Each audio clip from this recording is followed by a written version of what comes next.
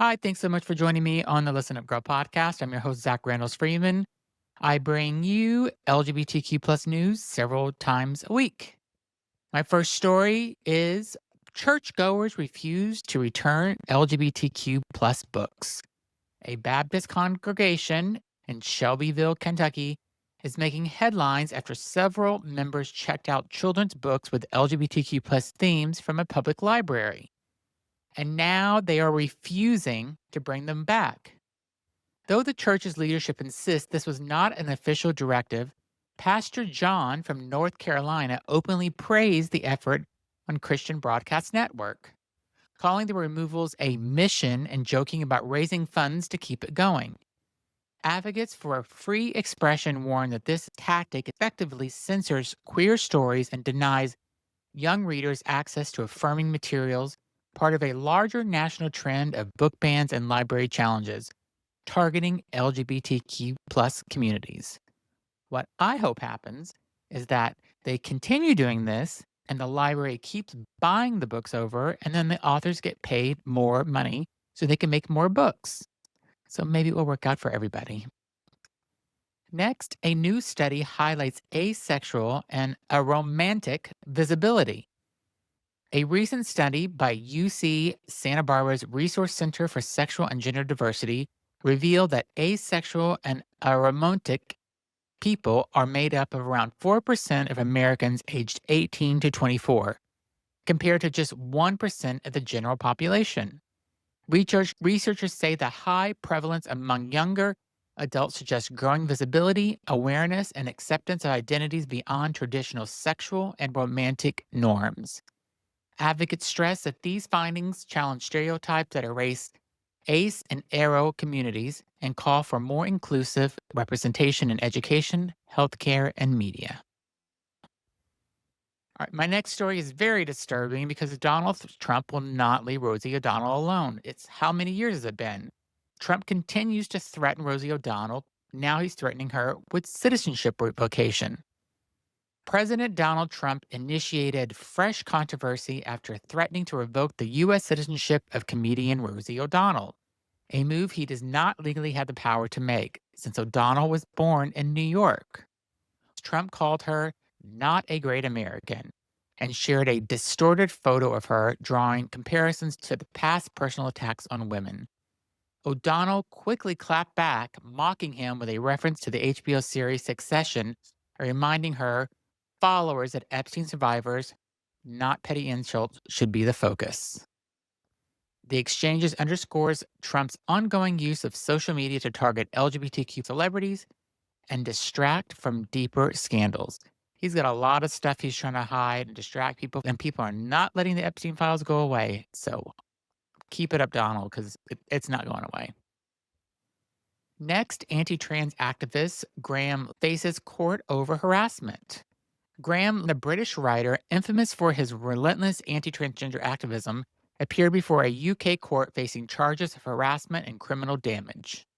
The case stems from an incident in which allegedly harassed teenage trans activist Sophia Brooks, now 18, and damaged her phone. Brooks testified that repeatedly insulted her online, including calling her a sissy porn watching scumbag, and that his behavior made her fear for her safety. The case has sparked debate about the impact of online hate spilling into real life harassment, particularly when directed at young trans people. Next story is really good news because St. Lucia raises pride flag for the first time. In a historic moment for the Caribbean, the progressive pride flag was raised in St. Lucia on August 29th, officially launching the island's 2025 Pride celebrations. Their ceremony, held at Residence de France, follows a landmark court ruling striking down the country's anti sodomy laws. Organizers from 758 Pride and regional equality groups said the flag represents not only celebration, but also visibility and protection for LGBTQ plus people who still face stigma. The Pride flag flying here today sends a powerful message of acceptance, safety, and unity, said Randall Theodore of Eastern Caribbean Alliance. Activists hope this milestone signals lasting progress across the region. Next, actor Charlie Sheen opens up about sexuality in a new Netflix documentary. Actor Charlie Sheen is reclaiming his story in a new Netflix documentary and memoir, openly discussing his sexual experiences with men for the first time. In the trailer for AKA Charlie Sheen, the 60-year-old star of Two and a Half Men calls the mission fucking liberating. The project, which includes both a two-part docuseries and his memoir, The Book of Sheen, arrives September 9th and 10th.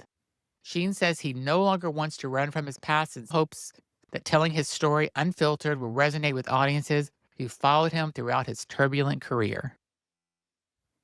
Next, we have trans hockey legends collaborates on a short film. Harrison Brown and Carly Jackson, two trailblazing hockey players with strikingly similar careers, are finally teaming up. Both played for Buffalo in the National Women's Hockey League and found success after the University of Maine, though they never crossed paths. Now, Brown, who won two championships before coming out as transgender, has tapped Jackson to co star in his new short film about ex players' transitions. The project brings together their shared experiences in sports and LGBTQ plus visibility, continuing a legacy of pushing the boundaries of representation in professional hockey.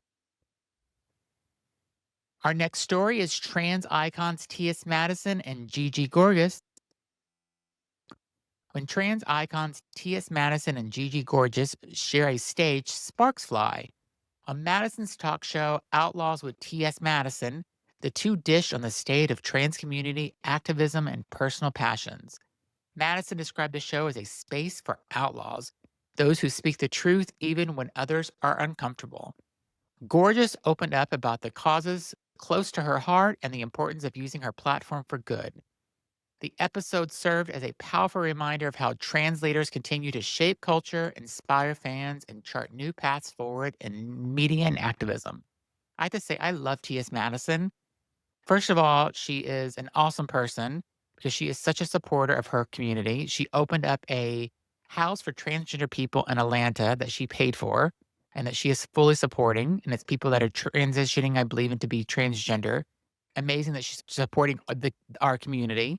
And she's just a good person all around, and she's funny as shit. It's amazing she's doing this talk show because I watch it on YouTube, and it's such a great show. So if you haven't tuned into it, please do because she's great.